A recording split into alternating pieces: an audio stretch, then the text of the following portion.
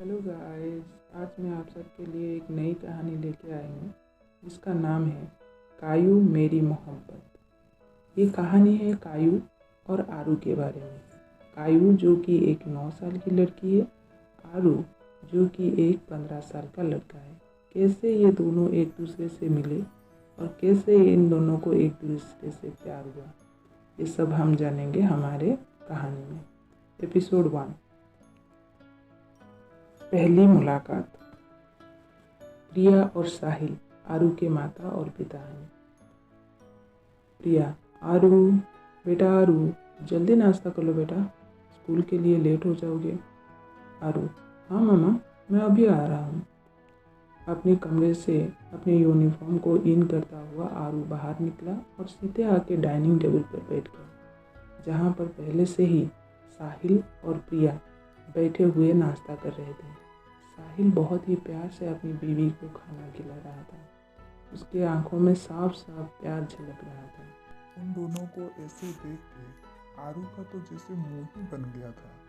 उन दोनों की तरफ बिना देखे आरू फटाफट अपना नाश्ता करने लगा। वो अपने सामने अपनी मम्मी पापा का इतना प्यार सहन नहीं कर पा रहा था। उसका नाश्ता जैसे ही खत्म हुआ वो टेबल से तुरंत उठ गया और अपने स्कूल बैग लेने लगा। प्रिया, आरू, इतनी जल्दी तुमने नाश्ता खत्म कर लिया बेटा?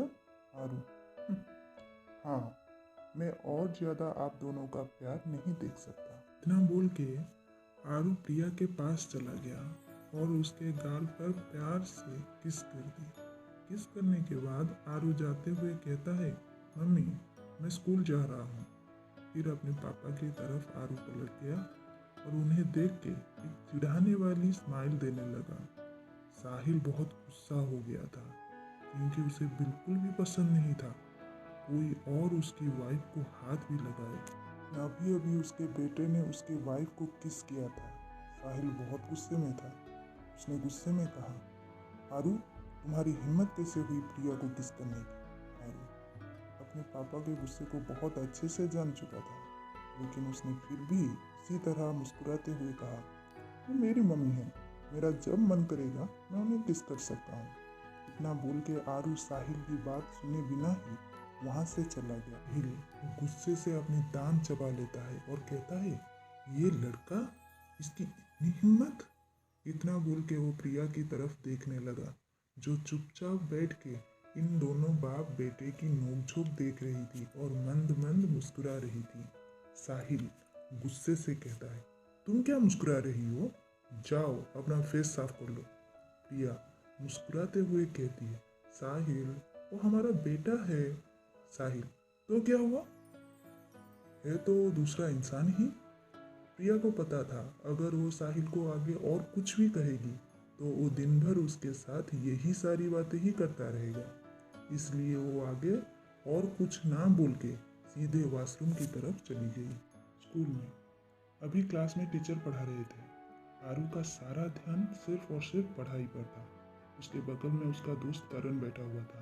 करण का सारा ध्यान क्लास की लड़कियों पर था, लेकिन क्लास की लड़कियों का सारा ध्यान सिर्फ और सिर्फ आरू पर ही था, क्योंकि आरू स्कूल का सबसे हैंडसम लड़का था।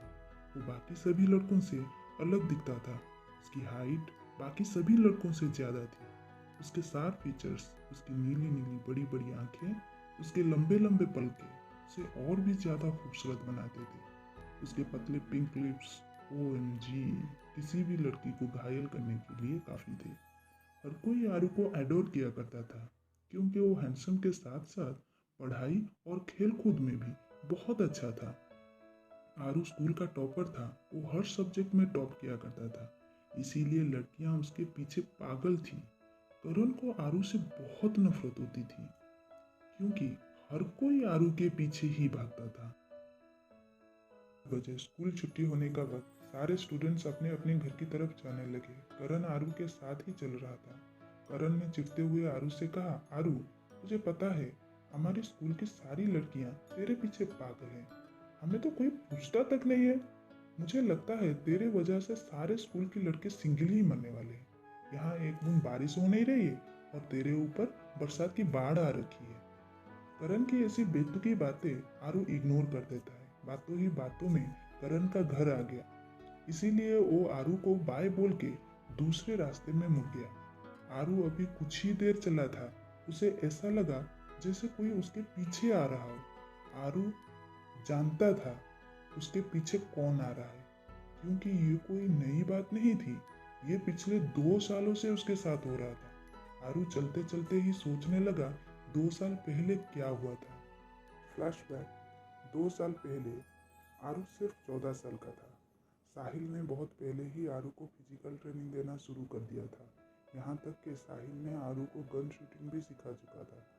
अब तक तो आरू गन शूटिंग में माहिर हो चुका था।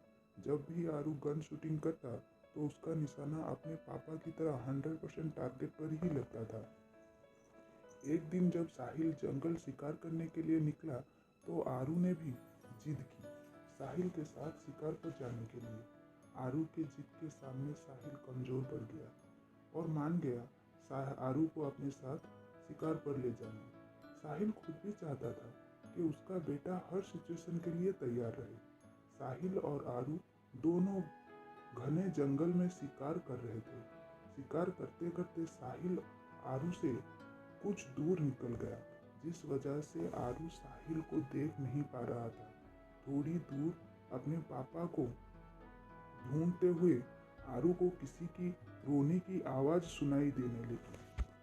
जैसे ही आरू आगे बढ़ा, उसे बहुत हैरानी होने लगी, क्योंकि 2 लोग एक छोटी सी बच्ची को उठा के कहीं ले जा रहे थे। वो बच्ची तेज तेज रो रही थी। बचाओ, मुझे छोड़ो, मुझे छोड़ो, बचाओ, चिल्ला रही थी। लेकिन फिर भी वो लोग उसे छोड़ नहीं रहे थे। आरू ये सब देख के एकदम से उनके सामने खड़ा हो गया। आरू को अपने सामने देख के वो लोग थोड़ा घबरा गए, लेकिन कुछ पल के बाद वो लोग नॉर्मल भी हो गए, क्योंकि उन्हें लगा ये एक छोटा सा बच्चा है, क्या ही बिगाड़ लेगा हमारा।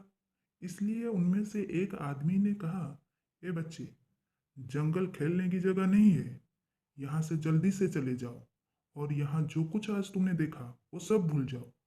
उनकी ऐसी बातें सुन के आरू ने शांत लहजे में कहा, मैं यहाँ से चला जाऊंगा, तुम बस इस लड़की को छोड़ दो। आरू की ऐसी बातें सुन के एक आदमी ने गुस्से से कहा, क्या तुम मरना चाहते हो? अगर नहीं तो जल्दी से भाग जाओ।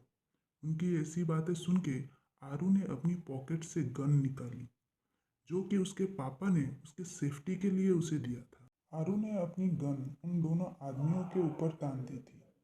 उन दोनों आदमियों को ऐसा लगा जैसे ये लड़का उन्हें कोई खिलौनों वाली गन दिखा के उन्हें बेवकूफ़ बनाना चाहता है। इसलिए वो दोनों ठहाका लगा के हंसने लगे। हंसने के बाद उनमें से एक आदमी ने कहा, अच्छा तो तुम अब हमें ये खिलौनों से डराओगे? ठीक है, अब जब तुम यहाँ से नहीं जा रहे हो तो मरने के लिए तैयार हो जाओ। बोल के अपनी पॉकेट से एक छोटी सी नाइफ निकाली और आरू की तरफ बढ़ने लगा।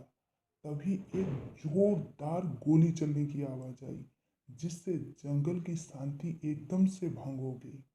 ये गोली आरू ने चलाई थी उस आदमी के पैरों पर, जिस वजह से वो आदमी वहीं पर गिर के बेहोश हो गया। दूसरा आदमी जो छोटी सी बच्ची को पकड़ के खड़ा था, जब उसने सचमुच की गोली चलने की आवाज़ सुनी तो वो बहुत डर गया। उसे तो लगा था कि ये कोई खिलौना होगा, पर यह सचमुच का गन था। अपने दोस्त को बेहोश देख के दूसरा आदमी किसी तरह से अपनी जान बचा के यहाँ से भाग जाना चाहता था। इसीलिए उसने न आव देखा और न ताव, बच्ची को वहीं छोड़ के अपनी जान बचा के भाग जाता है।